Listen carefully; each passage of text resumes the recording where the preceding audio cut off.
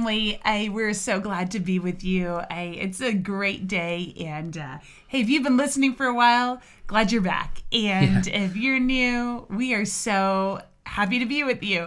I'm Rochelle, and this is Jeff, and welcome to our Deep Rooted podcast. We're so excited about today's issue. We're going to talk about an issue that's been around for a long time, of course, but there seems to be a resurgence of this issue in the past, I don't know, maybe a couple years.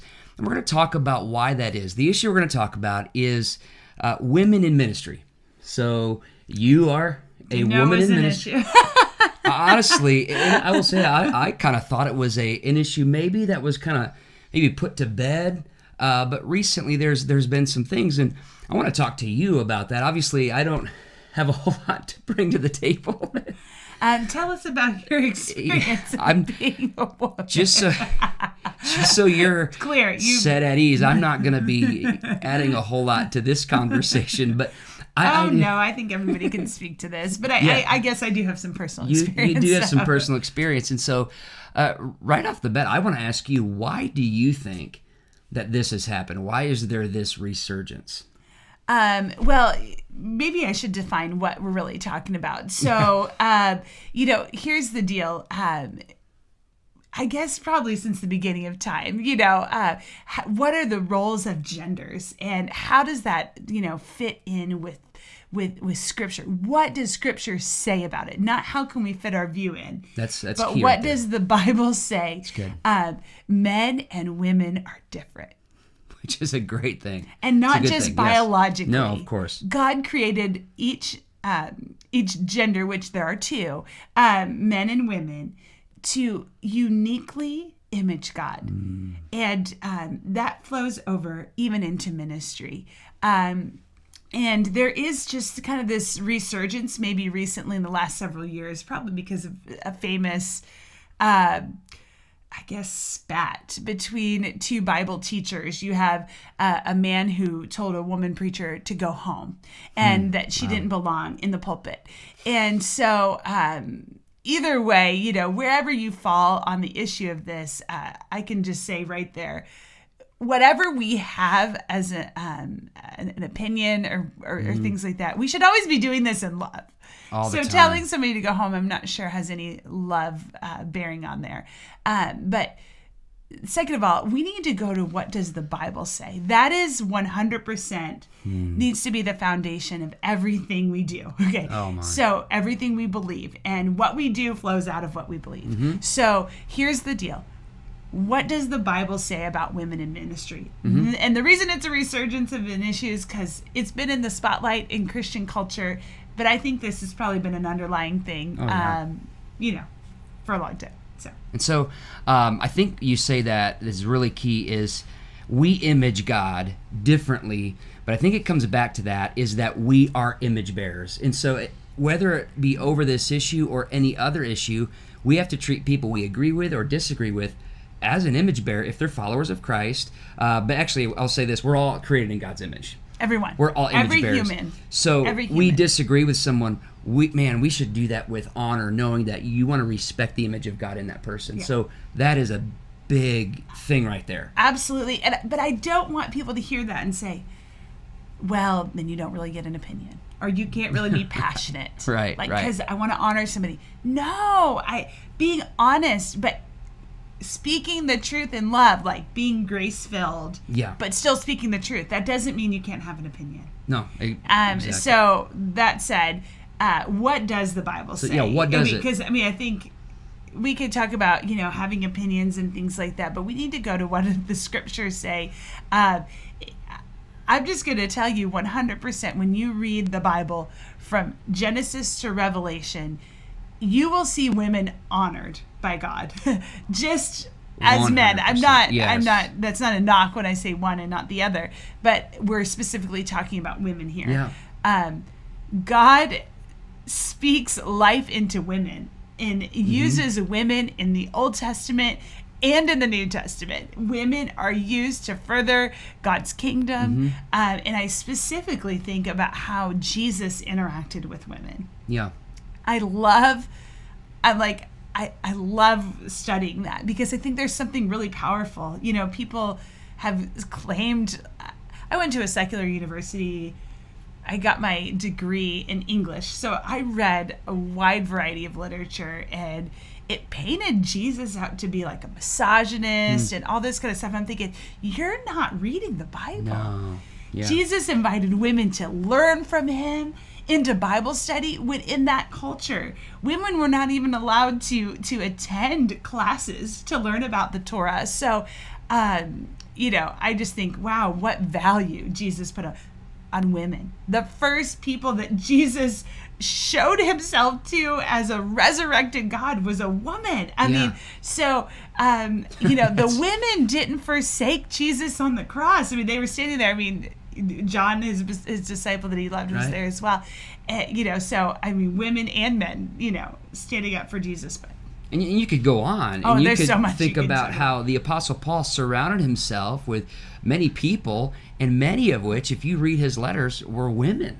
Oh, yeah, he's commending women all the time. All the time. I wouldn't have made it if it wasn't for, and, you think, yeah. And, people think Paul was a misogynist. Oh, I'm my. like, I don't know what Bible you're reading. He's commending women. He's talking about how they were useful to help in ministry and things like that. So the bottom line is, we know this just from reading Scripture, they had not just a place, but a very important place. And I in think Scripture. it's so important to remember the context, too, that we're reading. When you're reading the Bible, when you're studying the Bible, you have to know the historical background. If you don't, some of the things that you read won't make sense. That's why it's so important when you're reading Scripture to not just read one verse and go, I know exactly what it means. I would challenge you on that. Maybe Jesus wept. You could really gather through, But even that, you would need to know the context. Yeah. Why was he weeping? His friend Lazarus was dead. It shows you his love for people. So any scripture you read, you've got to understand the context. What was happening? And especially with Paul's letters, which is what a lot of people point to and say, look, women are to be silent in the church. Whoa, hold on, back up. Really? Do you really mean that? Do you really think women should be silent? Because I see a lot of women not being silent, raising up young warriors in the nursery. Do we want them to be silent? No, we really Not don't. at So all. let's really go to what was happening there. Paul was addressing a specific church with a specific problem. Yep. He wasn't offering a prescription for the church worldwide global. You got to know that. Yeah. And if you don't understand that, you'll take even other scriptures and you'll think, okay, so is Paul saying this to us? We got to understand the situation. It doesn't mean it's not inspired. Doesn't mean that it's that it's wrong. It means we have to understand context. Just like we have to understand the whole Bible when we're reading it. And when we understand the context, the Bible is going to have more meaning, not less. It's just going to pop in ways that that would shock us. Well, I think about, if we did this with other scriptures, because this is the main scripture that people use. They say women should be silent. If we did that, we would have people walking around that would have no hands, no eyes, no limbs, because Jesus said, if your eye causes you to sin, gouge it out. We would have a bunch of blind people rocking around. Because have you ever sinned with your eye? Yeah. Have you ever sinned with your hand? Thrown something in anger, or something. You'd have to cut it off. So you got to understand the context. What is Jesus saying? He's saying, submit your whole body to him. He's saying, be holy like I am holy. He's not telling you to literally gouge your eye out. So context is huge. Share with us maybe some personal experience. A woman in ministry. What are some personal experiences that you've Do we have enough time? No, I'm just teasing. I'm teasing. Overall, I guess I should just share really briefly with our listeners kind of just really briefly, ministry, what happened. So I was in college, had given my life completely to Jesus, and I was on a missions trip to Italy. And I really felt that God was saying, I'm calling you into ministry. I was on a track to be a middle school English teacher, and I felt God changed that direction in my life. And so upon leaving college, I went into full-time ministry, and here we are like 16, 17 years later, I've been in full-time ministry. And so I've had lots of experiences. Most people are excited to hear from a woman at times. I think, our church family, I love them. They're just so wonderful. Great. Anytime I preach or do things, I feel so honored.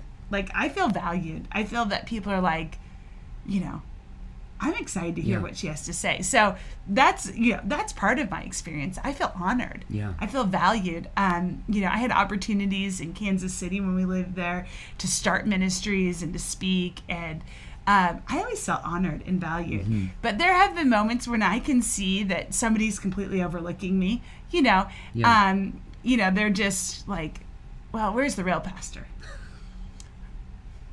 Let me go get him.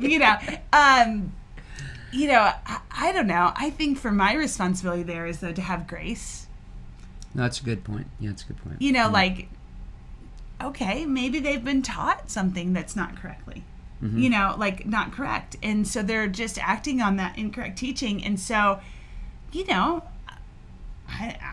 don't know. I just want to have grace with people. Love them through that. Maybe show them that, hey, I've been called to ministry too, just by my life. That's good. So, I don't think it's good to berate people like, you didn't treat me right, I'm going to stand up for my rights.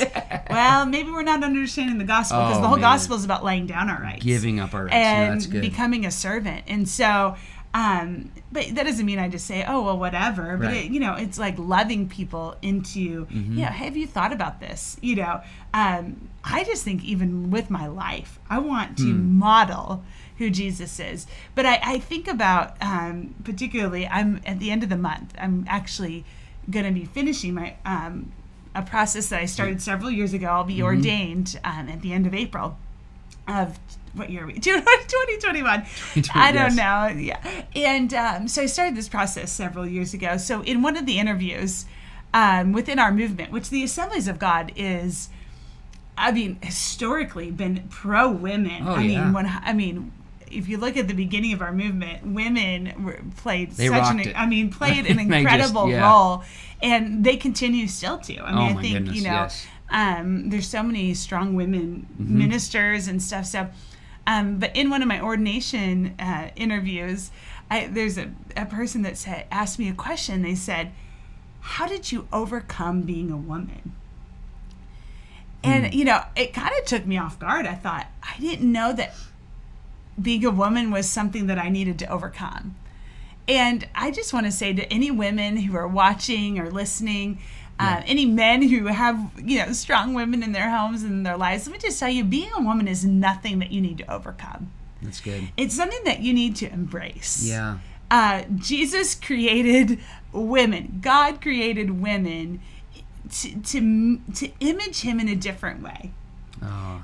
Unique talents, unique perspectives, and I think we should honor women just like we honor men. I think we should honor men. I'm fearful in our culture that we swing the pendulum so much. And so women have had, been times where they've been mistreated. But in our effort to honor women, let's not degrade men. That's such a good point. And I just think we have to remember that every person is uniquely created in the image of God with incredibly unique gifts and talents. Yeah. I don't want to despise a woman who does it differently than me. I want to say, great, let me celebrate your differences. I don't want to despise men who do it differently. I want to celebrate that. So. Yeah, that's good. What I hear from you, just as a lot of your words filled with grace, and that's in this conversation, I think that's missing. Is grace-filled words. Whether you believe wholeheartedly women in ministry, maybe you're saying, I don't know, or maybe I don't. Either way, we need to be grace-filled toward one another. And I think just being able to say, I can learn something from anybody. Yeah. I remain teachable. I even in really tough things, I can learn from somebody. Yeah. So even in maybe I don't know if I agree with it. Yeah. Be teachable. Just say, God, you know what? He can use a donkey to speak. He can use anybody. Well, I want to say, I think I do have this to offer, and I will say we are better, whether it be as a movement or whatever, because of the influence of godly women. I'm the better for godly women, for you as a godly woman in my life.